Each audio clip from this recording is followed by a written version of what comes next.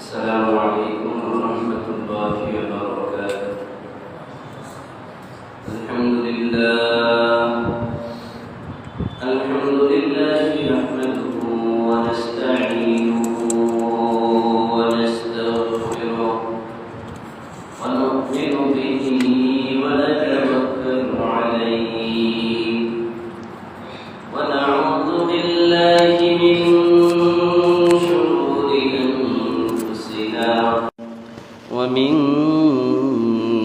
سيئات أعمالنا. من يهده الله فلا مضل له ومن يضلله فلا هادي له. ونشهد أن لا إله إلا الله وحده لا شريك له.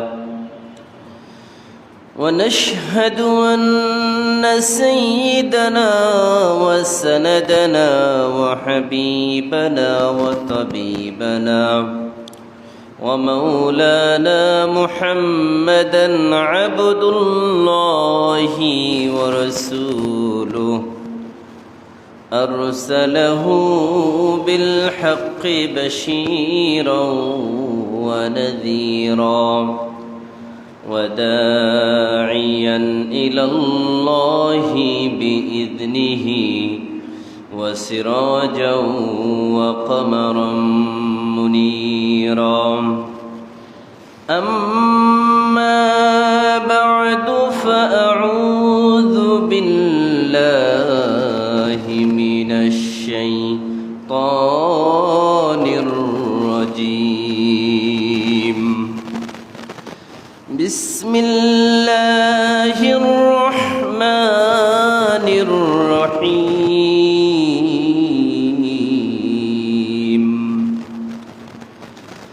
ولقد آتينا موسى وهارون الفرقان وضياء وذكرا للمتقين.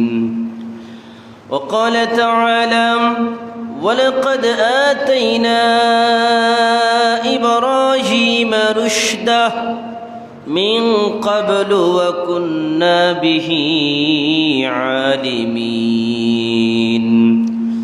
صدق الله العظيم وصدق رسوله النبي الكريم ونحن على ذلك من الشاهدين والشاكرين والحمد لله رب العالمين.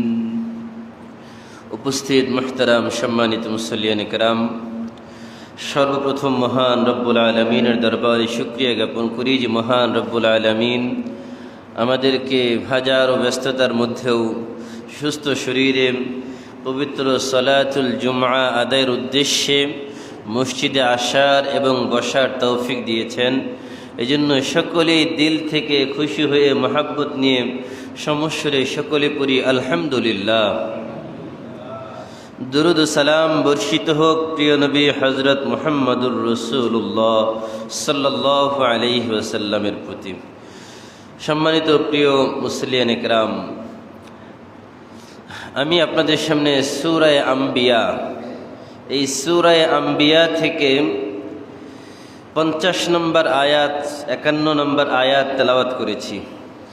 এই আয়াতগুলোকে সামনে রেখে ধারাবাহিকভাবে সরাসরি কোরআন থেকে নবী হযরত ইব্রাহিম আলাইহিস সালাতু ওয়াস সালামের তার জন্ম থেকে নিয়ে মৃত্যু পর্যন্ত যত কিছু ঘটেছে এবং তার সংগ্রামী জীবনের একটি চরিত্র আপনাদের সামনে ধারাবাহিকভাবে তুলে ধরার চেষ্টা করব ইনশাআল্লাহ তাআলা।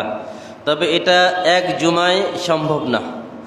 এই আলোচনা ইনশাআল্লাহ আগামী জুমায়ও চলবে, কারণ কোরআনুল কারীমে ইব্রাহিম আলাইহিস সালাতু ওয়াস সালাম সম্পর্কে 69-এরও বেশি আয়াত নাজিল হয়েছে। তো এতগুলো আয়াত এক জুমায় আলোচনা করা সম্ভব না। এই জন্য পর্যায়ক্রমে ইনশাল্লাহ এই আলোচনা চলবে। তো নবী ইব্রাহিম আলাইহিস সালাতু ওয়াস সালামের পিতা ছিলেন আজর এবং তার মা কে ছিলেন এই ব্যাপারে ইতিহাসবিদগণ বিভিন্ন নাম বলেছেন, নির্দিষ্ট করে কেউ কোনো নাম বলতে পারেন নাই। ঐতিহাসিক বিদগণের মধ্যেই তার মায়ের নাম নিয়ে মতভেদ রয়েছে। তো নবী ইব্রাহিম আলাইহিস সালাতু ওয়াস সালামের বাবার নামের ব্যাপারে ঐতিহাসিকবিদগণ বলেন তার বাবার নাম হচ্ছে তারেখ, আর কোরআনুল কারীমের মধ্যে এসেছে আজর। তো এটাকে সমন্বয় করেছেন মুফাসসিরিন কেরাম, মুহাদ্দিসিন কেরাম, ঐতিহাসিকবিদগণ, মুআররিখিন যারা তারিখবিদগণ বলেছেন যে তারেখ হচ্ছে ইব্রাহিম আলাইহিস সালাতু ওয়াস সালামের বাবার আসল নাম, আর আজর হচ্ছে ইব্রাহিম আলাইহিস সালাতু ওয়াস সালামের বাবার, এটা হচ্ছে গুণবাচক নাম। তার কর্মের উপরে নির্ভর করে তাকে ডাকা হতো আজর। আজরের অর্থ হচ্ছে যেই ব্যক্তি মূর্তি তৈরি করে, মূর্তি বেচাকিনা করে, তাকে বলা হয় আজর। যেহেতু ইব্রাহিম আলাইহিস সালাতু ওয়াস সালামের বাবা মূর্তি তৈরি করতেন, মূর্তি বিক্রি করতেন, এই গুণের কারণে তাকে বলা হয় আজর। এই জন্য মুহাদ্দিসিন কেরাম, মুফাসসিরিন কেরাম এবং মুআররিখিন তারিখবিদগণ তিনারা বলেছেন দুইটা নামই হতে পারে। কোরআনুল কারীমের মধ্যে তার গুণবাচক নামে তাকে ডাকা হয়েছে, আর ইতিহাসের মধ্যে, হাদিসের মধ্যে তার আসল নামে বলা হয়েছে। তো ইব্রাহিম আলাইহিস সালাতু ওয়াস সালামের বাবার 3 সন্তান ছিল, ইব্রাহিম, নাহুর, আজর। এই ইব্রাহিম আলাইহিস সালামের এরা 3 ভাই ছিলেন। 3 ভাইয়ের মধ্যে ইব্রাহিম আলাইহিস সালাতু ওয়াস সালাম ছিলেন মেজ সন্তান। তার আগে এক সন্তান আছে, পরে আরেক সন্তান আছে। তো এর মধ্যে ইব্রাহিম আলাইহিস সালাতু ওয়াস সালাম জন্মগ্রহণ করেন ইরাকের বাবেল শহরে। ইরাকের বাবেল শহরে তিনি জন্মগ্রহণ করেন। জন্মের পরে তিনি সেখানে বেড়ে ওঠেন। পর্যায়ক্রমে তিনি সেখান থেকে বাইতুল মুকাদ্দাস, শাম, সিরিয়া, এখানে তিনি স্থানান্তরিত হন, তিনি এখানে হিজরত করেন। তো ইব্রাহিম আলাইহিস সালাতু ওয়াস সালামের বয়স যখন উপনীত হলো, বালক হয়ে গেলেন, এখন তার জ্ঞান বুদ্ধি মোটামুটি ভালো। ওই সময় থেকে আল্লাহ পাক রব্বুল আলামিন ইব্রাহিম আলাইহিস সালাতু ওয়াস সালামের তার জীবনের বিভিন্ন চিত্র আল্লাহ তুলে ধরেছেন যে তিনি কেমন বুদ্ধিমান ছিলেন, কেমন বুদ্ধিদীপ্ত তার জ্ঞান ছিল, এটা আল্লাহ তুলে ধরেছেন। আল্লাহ পাক রব্বুল আলামিন বলেন, ওয়ালাকাদ আতাইনা ইব্রাহিমা রুশদা মিন ক্বাবলু ওয়া কুন্না বিহি আলিমিন। আল্লাহ বলেন, আমি ইব্রাহিমকে এর পূর্বেই, মানে নবুয়ত প্রাপ্তির পূর্বেই তাকে আমি সঠিক জ্ঞান দিয়েছি, যে জ্ঞানের মাধ্যমে সে আল্লাহকে চিনতে পেরেছে, যে জ্ঞানের মাধ্যমে সে সিরাতে মুস্তাকিম, সঠিক পথের সন্ধান পেয়েছে। ওয়া কুন্না বিহি আলিমিন। আল্লাহ বলেন, আমি তার সকল কর্মকাণ্ডগুলোকে আমি পর্যবেক্ষণ করি, সকল কর্মকাণ্ডগুলোকে আমি দেখি যে সে কি করে কি না করে, তার সকল কাজ আমি আল্লাহ দেখি, সবগুলোকে আমি পর্যবেক্ষণ করি। إذ قال لأبيه وقومه ما هذه التماثيل التي أنتم لها عاكفون।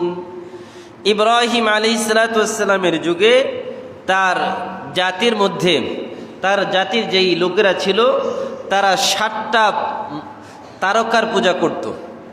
তারা 7টি তারকার পূজা করত, 7টি তারকার উপাসনা করত। এই জন্য তারা বিভিন্ন জায়গায়, বিভিন্ন গেটের মধ্যে বিভিন্ন তারকা স্টার বানিয়ে রাখত, আর ওই তারকাদের নাম লিখে রাখত। তো তারা এই যে 7টি তারকার পূজা করত, মূর্তির পূজা করত, এগুলো ইব্রাহিম আলাইহিস সালাতু ওয়াস সালাম চিন্তা করা শুরু করলেন। আচ্ছা, এই তারকাগুলো তো আমরা নিজেরাই নিজের হাতে তৈরি করছি, এটাকে সুন্দর না হলে আবার ভেঙে আবার নতুন করে তৈরি করছি, নতুন ডিজাইনই তৈরি করতেছি, নতুন করে আবার বাজারে গিয়ে বিক্রিও করতেছি, কিন্তু এটা আমাদের খোদা হয় কিভাবে, প্রভু হয় কিভাবে? যাকে নিজের হাতে তৈরি করলাম সে তো আমার প্রভু হতে পারে না। এই চিন্তা শক্তি তার খুলে গেল, সে ভালো চিন্তা করা শুরু করে দিল। সূর্যের দিকে তাকিয়ে চিন্তা করে, এটা মনে হয় আমাদের প্রভু হবে। দিন শেষে যখন সূর্য অস্ত যায় তখন চিন্তা করলে যে না, এটা তো আমাদের প্রভু হতে পারে না। রাতের পূর্ণিমার রাতের চন্দ্র মাসের পূর্ণিমার রাতের চাঁদ দেখে ভাবলেন হয়তোবা এই চন্দ্রটাই আমাদের প্রভু হবে, খোদা হবে। কারণ এত আলোক উজ্জ্বল এই রাতের বেলা সুন্দর চাঁদের আলোয় পুরা পৃথিবী আলোকিত হয়েছে, সুতরাং এই আলোতে সবাই আনন্দিত হয়, উদ্বেলিত হয়, সুতরাং এটাই আমাদের প্রভু হবে। কিন্তু দেখা গেল যে না, সকালবেলা আবার চন্দ্র অস্তমিত হয়ে যায়, সূর্য উদিত হয়, বলে এটাও হতে পারে না। তারকার দিকে তাকিয়ে বলেন তারকাও তো একই উদিত হয় আবার অস্ত যায়, এটাও হতে পারে না। তো যখন চিন্তা করে দেখলেন কেউ একজনও স্থায়ী না, সবাই অস্থায়ী, আসে যায়, তিনি বললেন এটা তো প্রভু হতে পারে না। এবার তিনি চিন্তা করলেন, আচ্ছা প্রভু তো আমি চিনে ফেলেছি, তিনি হচ্ছেন আসমান আর জমিনের যিনি মালিক, চন্দ্র সূর্যের যিনি মালিক, তারকারাজির যিনি মালিক, আমারও তিনি মালিক, তিনি হচ্ছেন রব্বুল আলামিন। এবার তিনি দাওয়াতের মিশন শুরু করলেন। তো চিন্তা করলেন এই দাওয়াত আমি সর্বপ্রথম কাকে দিব। আমাদেরও এখান থেকে সবক নেওয়া উচিত যে সর্বপ্রথম কাদেরকে আমার দাওয়াত দিতে হবে। তিনি চিন্তা করে দেখলেন ওই সমাজের সকল মানুষের ঘরে ঘরে মূর্তির পূজা করা হয়, মূর্তির উপাসনা করা হয়। তো চিন্তা করলেন আচ্ছা আমার প্রথম দাওয়াতের হকদার আমার বাবা। বলল কেন? আমার ঘরে যেহেতু মূর্তি তৈরি করা হয় আর এই মূর্তি বাজারে বিক্রি করা হয় আর এই মূর্তিগুলোরই উপাসনা করে অন্য লোকেরা, আমার বাবা যেহেতু এটার মূল, সুতরাং আমার ঘরে আমার বাবাকেই প্রথমে এই দাওয়াত দিতে হবে যে মূর্তির পূজা করা যাবে না, এক আল্লাহর তাওহীদে বিশ্বাসী হতে হবে, এক আল্লাহকে মানতে হবে। যেমন চিন্তা তেমন কাজ। বাস বাবার কাছে গেলেন। এবার বাবার কাছে গিয়ে কি বলেছেন এটা আল্লাহ কোট করে কোরআনে তুলে ধরেছেন, হুবহু ওই কথাটাই। আল্লাহ পাক রব্বুল আলামিন বলেন, ইয ক্বালা লিআবিহি ওয়া কওমিহি মা হাযিহিত তামাসিল। আল্লাহ পাক রব্বুল আলামিন বলেন, স্মরণ করো ওই সময়ের কথা যখন ইব্রাহিম তার বাবাকে বললেন, মা হাযিহিত তামাসিল, এগুলো কি? এগুলো তো মূর্তি। এগুলো আপনি কি বানাচ্ছেন? এগুলো তো সব মূর্তি, নিজের হাতে তৈরি করেন। আল্লাতী আনতুম লাহা আকিফুন, মূর্তি বানান বানান আর এটার পিছনে সারাদিন পড়ে থাকেন, আর কি কোনো কাজ কাম নাই আপনার? বাবাকে ইব্রাহিম আলাইহিস সালাম এবার বলা শুরু করলেন। যখন এই কথা বললেন, বাবা প্রথমে তেমন কর্ণপাত করেন নাই, ভাবছে ছেলে বলতে পারে, একটু বলুক, অসুবিধা নেই। যখন আরেকটু মেজাজ দেখিয়ে ইব্রাহিম আলাইহিস সালাম আরেকটু সামনে বাড়িয়ে বললেন, ক্বালু ওয়াজাদনা আবাআনা লাহা আবিদিন। তখন বাবা চিন্তা করলেন যেহেতু ছেলে আমাকে প্রশ্ন করেছে, ছেলের প্রশ্নের উত্তর দেওয়া প্রয়োজন। এবার বাবা বললেন, ক্বালু ওয়াজাদনা আবাআনা লাহা আবিদিন। কয় পুত্র, তুমি তো বলতেছো যে এই যে আমি এই মূর্তিগুলা বানাই, মূর্তির পূজা করি, এই মূর্তির পিছনেই পড়ে থাকি। শুনো তাহলে, শুধু আমি না, ওয়াজাদনা আবাআনা, আমাদের পূর্বপুরুষ যারা ছিল, বাপ দাদা পরদাদা 14 গোষ্ঠী যারা ছিল, ওয়াজাদনা আবাআনা লাহা আকিফিন, সবাই সারা জীবন এই মূর্তির পিছনেই পড়েছিল, এটার পিছনেই সারা জীবন পড়েছিল এবং এই মূর্তির উপাসনা করেছে। ক্বালা লাকাদ কুনতুম আনতুম ওয়া আবাউকুম ফি দালালিম মুবিন। ইব্রাহিম আলাইহিস সালাম স্পষ্ট ভাষায় বললেন, তিনি বললেন লাকাদ কুনতুম ওয়া আনতুম, তোমাদের বাপ দাদা 14 গোষ্ঠী যারা ছিল তারা, ও আনতুম এবং তোমরা যারা এখন বর্তমানে জীবিত আছো, তুমি সহ তোমরা সবাই, ওয়া আবাউকুম ফি দালালিম মুবিন, এবং তোমাদের বাপ দাদারা ফি দালালিম মুবিন, স্পষ্ট গুমরাহি আর পথভ্রষ্টতায় নিমজ্জিত। তোমরা সবাই ভুল পথে চলতেছো, তোমাদের পথ এটা সঠিক পথ না। যখনই কথা বললেন, এবার এলাকার মানুষের জন্য বাড়ির কাছাকাছি চলে আসছে। সবাই কয়, কি ব্যাপার? ইব্রাহিম আলাইহিস সালাম আবার নতুন কি বক্তব্য দেওয়া শুরু করলো? আচ্ছা চলো সবাই শুনি। যখন সবাই শুনলো, শোনার পরে সবাই বলছে, ক্বালু আজিতানা বিল হক। সবাই বলতে, আচ্ছা তুমি যেহেতু বলতেছো আমরা সবাই ভুল আর তুমি একা ঠিক, আচ্ছা তুমি কি নতুন কোনো জীবন ব্যবস্থা নিয়ে আসছো? তুমি একাই ঠিক আর আমরা সবাই ভুল? ক্বালু, তারা বলল সবাই মিলে, আজিতানা বিল হক, তুমি কি আমাদের কাছে কোনো সত্য নিয়ে আসছো? তো সত্য কোনো বিধান নিয়ে আসছো যেই বিধান আমরা মানবো? আম আনতা মিনাল লাইবিন, নাকি তুমি আমাদের সাথে ঠাট্টা বিদ্রুপ করতেছো, আমাদেরকে নিয়ে উপহাস করছো? কোনটা? তোমার কি ইচ্ছা উপহাস করা, নাকি সত্য কোনো দিন ধর্ম নিয়ে আমাদের কাছে আগমন করেছো? যখন সবাই মিলে কথা বললেন, তখন তিনি বললেন, শুনো, আমি তোমাদের কাছে উপহাস করার জন্য আসি নাই, তোমাদের কাছে একটা সত্য ধর্ম নিয়ে এসেছি, সত্য বার্তা নিয়ে এসেছি। বলল, কি সেটা? কয়, তোমরা যেই মূর্তিগুলো নিজের হাতে তৈরি করো, ওই মূর্তিগুলোর আবার পূজা করো, এটা কেমন কথা? এটা তো কোনো রব হতে পারে না, এটা তো কোনো রব্বুল আলামিন হতে পারে না, খালেক হতে পারে না, মালিক হতে পারে না, রাজ্জাক হতে পারে না। কয়, তাহলে কে বলো তুমি? কে এই সব কিছুর মালিক? কে বলো একটু আমাদেরকে। قال بل ربكم رب السماوات والأرض الذي فطرهن। তিনি বললেন, শোনো, তোমাদের রব কে জানো? রব্বুস সামাওয়াতি ওয়াল আরদ, এই আসমানের মালিক যিনি, জমিনেরও মালিক যিনি, আল্লাযী ফাতারাহুন্না, তিনি এই সব কিছু সৃষ্টি করেছেন। ওয়া আনা আলা যালিকুম মিনাশ শাহিদিন,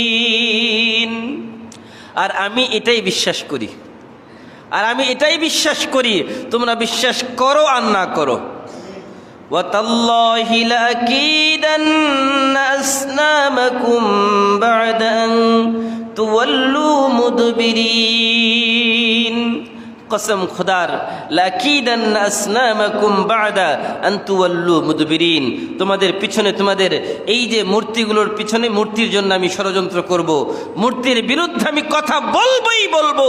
এটা তখন তিনি ইব্রাহিম আলাইহিস সালাম কসম করে বলেছেন, ওয়া তাল্লাহি, আল্লাহর কসম, লাকিদান্না আসনামাকুম বা'দা আন তুওয়াল্লু মুদবিরিন, আমি তোমাদের এই মূর্তির ব্যাপারে কথা বলবোই বলবো, তোমরা যতই আমার মুখ বন্ধ করতে চাও কোনোভাবেই পারবে না। এখানে কিছু সংলাপ হয়েছে, আর বাকি সংলাপটা আল্লাহ পাক রব্বুল আলামিন সূরা মারিয়ামের মধ্যে আবার তুলে ধরেছেন, যে এখানে আর কি কি কথা বাবা সন্তানের মধ্যে হয়েছে, কি কি ডায়লগ হয়েছে। আল্লাহ পাক রব্বুল আলামিন বলেন, ওয়াযকুর ফিল কিতাবি ইব্রাহিম ইন্নাহু কানা সিদ্দীকান নাবিয়্যা। আল্লাহ পাক রব্বুল আলামিন বলেন, ওয়াযকুর ফিল কিতাবি ইব্রাহিম, কিতাবের মধ্যে, কোরআনের মধ্যে ইব্রাহিম আলাইহিস সালামের কথা একটু আলোচনা করেন। ইন্নাহু কানা সিদ্দীকান নাবিয়্যা, তিনি তো একজন সত্যবাদী নবী ছিলেন। এবার ওই যে আগের কথা, বাবা সন্তানের মধ্যে যে কথোপকথন হচ্ছিল, তাদের মধ্যে যে আলাপ আলোচনা হচ্ছিল, ওই আলোচনা আবার সামনে চলে আসছে। কি আলোচনা? إذ قال لأبيه يا أبت لم تعبد ما لا يسمع ولا يبصر ولا يغني عنك شيئا।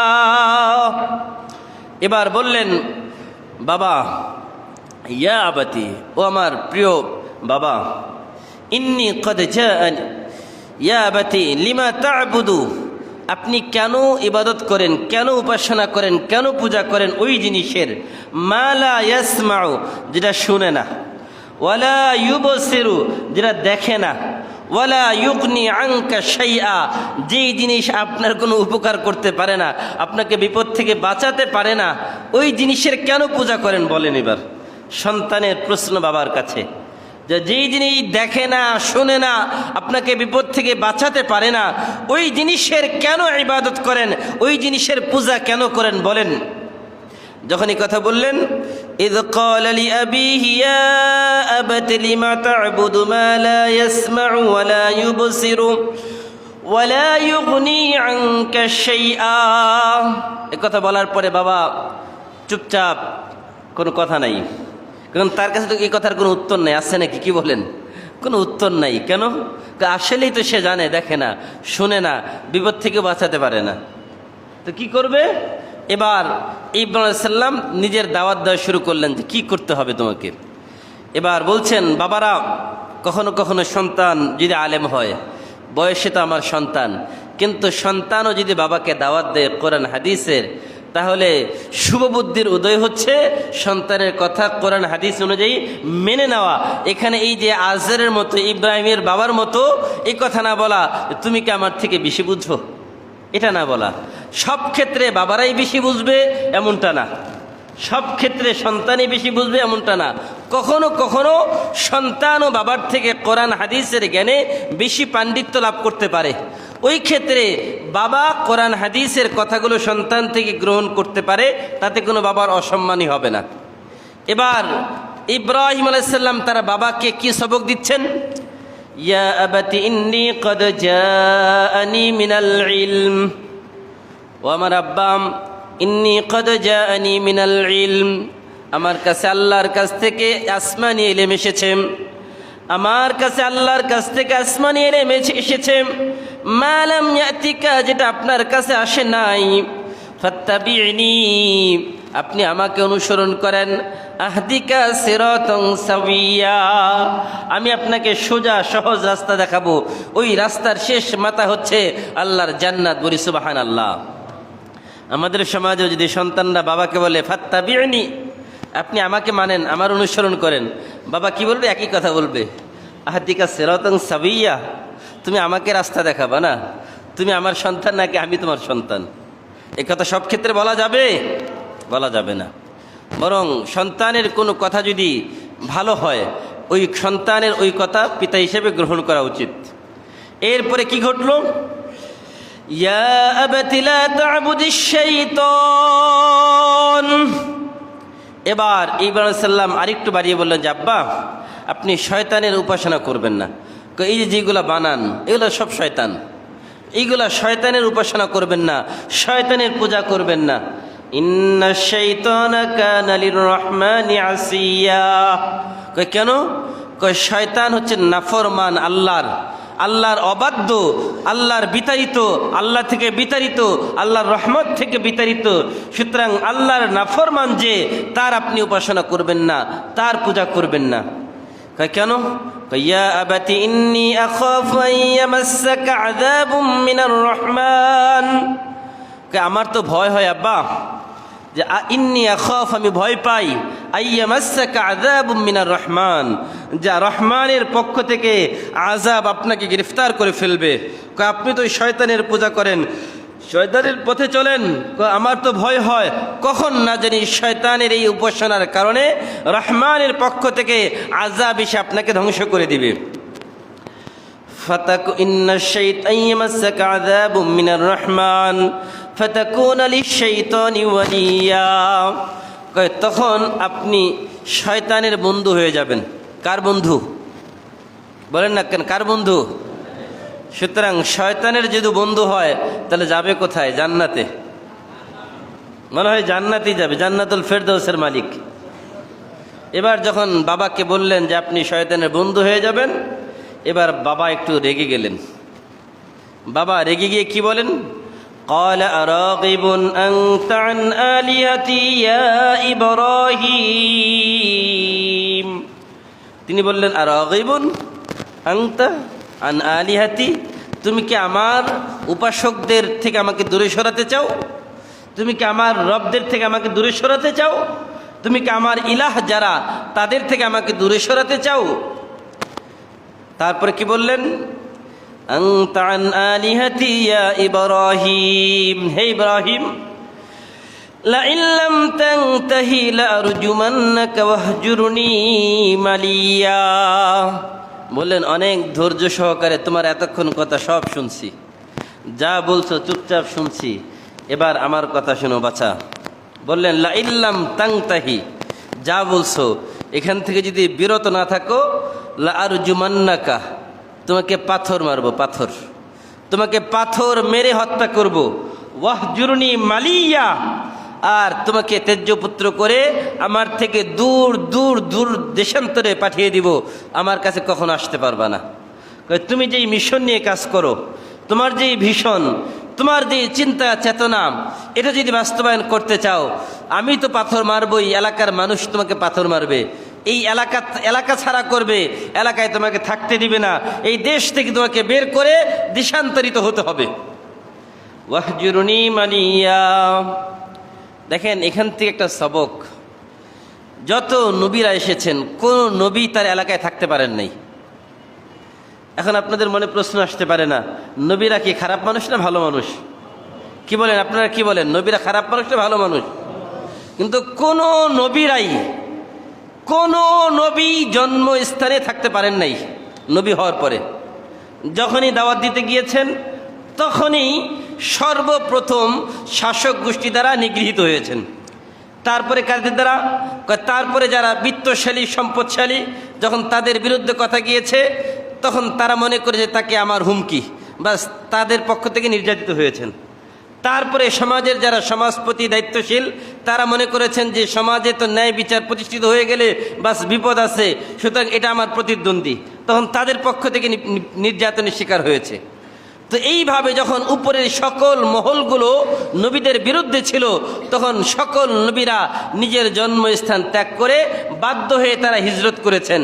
নবী ইব্রাহিম আলাইহিস সালাম যখন দেখলেন আর কোনো উপায় নাই, নিজের বাবা সন্তানকে হত্যা করার জন্য প্রস্তুত, এর থেকে বড় কোনো শত্রু আছে বলেন তো আপনি? যখন এলাকার মানুষ দেখলো আরে আজর নিজেই তো তার সন্তানকে মারতে চায়, বাস এলাকার মানুষ সব শত্রু হিসাবে দাঁড়িয়ে গেল। তখন তিনি বাধ্য হয়ে নিজের মাতৃভূমি ছেড়ে, তিনি ইরাক ছেড়ে, তিনি বাবেল ছেড়ে বর্তমান বাইতুল মুকাদ্দাস সিরিয়া শামে তিনি হিজরত করলেন, আর এখান থেকে তিনি দ্বীনের দাওয়াতের প্রচার শুরু করলেন।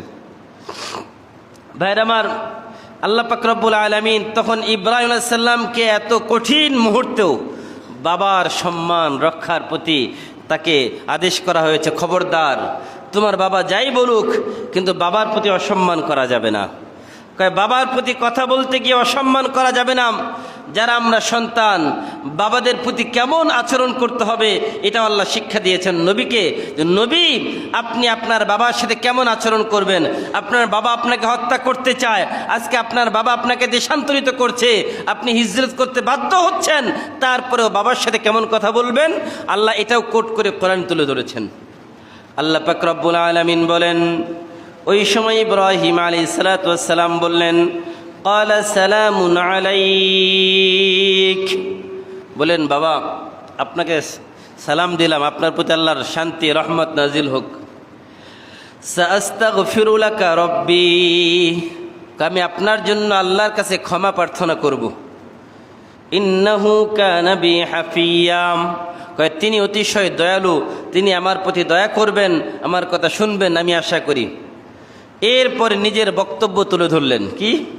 وَأَعْتَزِلُكُمْ وَمَا تَدْعُونَ مِن دُونِ اللَّهِ وَأَدْعُو رَبِّي, তিনি বললেন আমি তোমাদের থেকে সম্পর্ক ছিন্ন করলাম।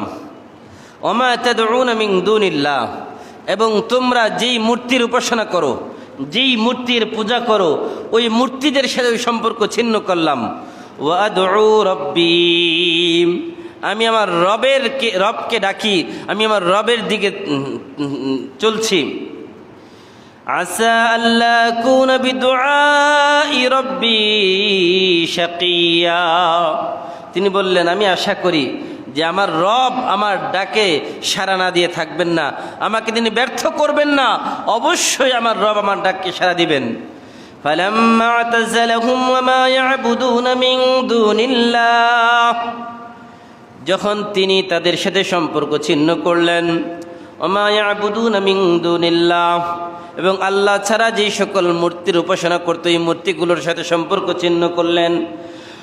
وَوَهَبْنَا لَهُ إِسْحَاقَ وَيَعْقُوبَ, আল্লাহ পাক রব্বুল আলামিন বলেন তার এই যে ধৈর্যের পরীক্ষা নিলাম, তার স্ত্রী সারা সে 80 বছর পর্যন্ত বন্ধা ছিল, কোনো সন্তান ছিল না।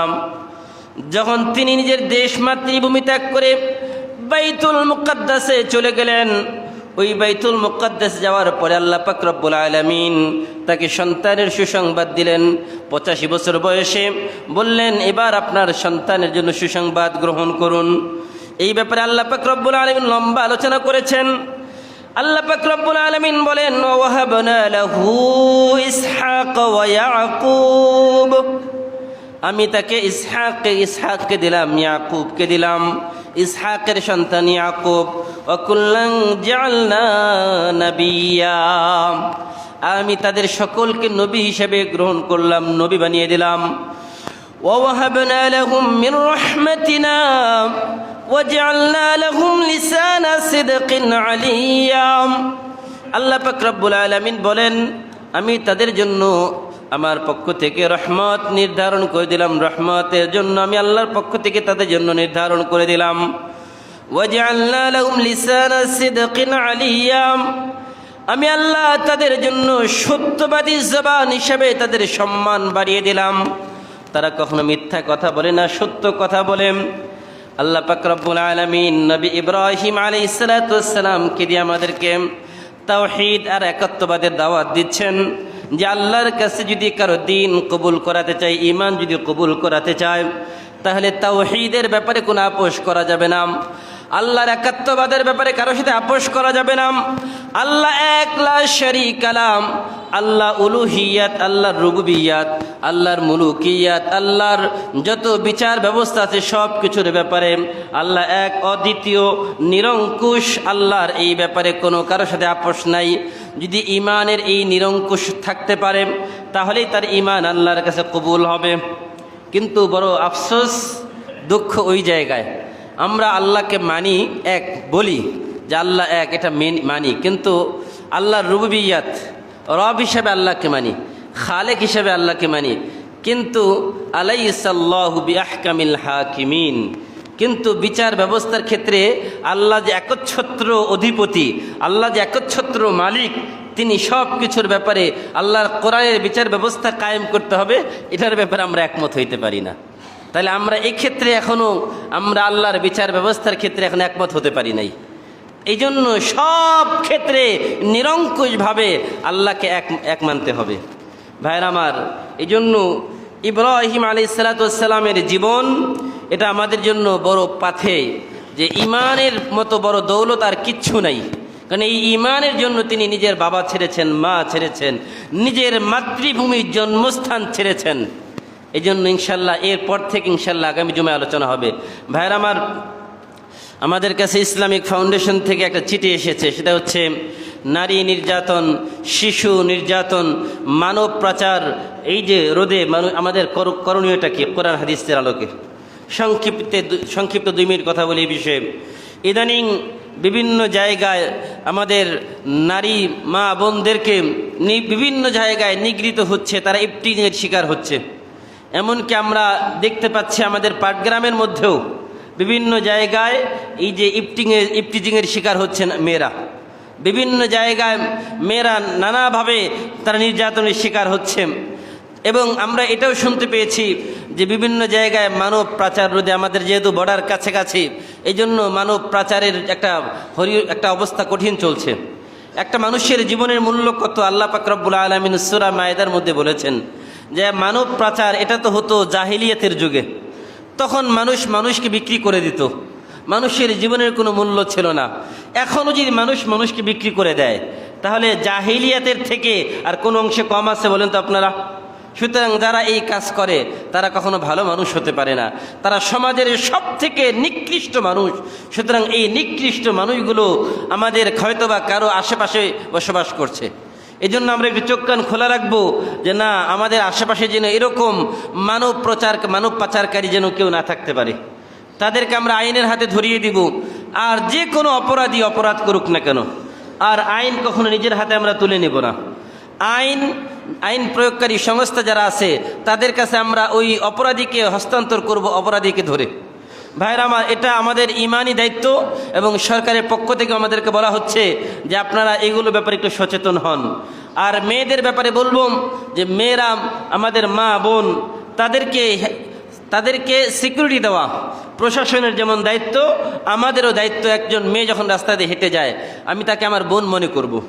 তার দিকে তাকানোর তো প্রয়োজন নেই, বরং কেউ বাঁকা চোখে তাকালে তাকে আমি প্রতিরোধ করব। একটা মা যদি রাস্তা দিয়ে হেঁটে যায়, তখন মনে করতে হবে আমার মা রাস্তা দিয়ে হেঁটে যাচ্ছে, বয়স্ক মানুষ, সুতরাং তাকে যেন কেউ বাঁকা চোখে না দেখে, এই টেন্ডেন্সি আমার রাখতে হবে।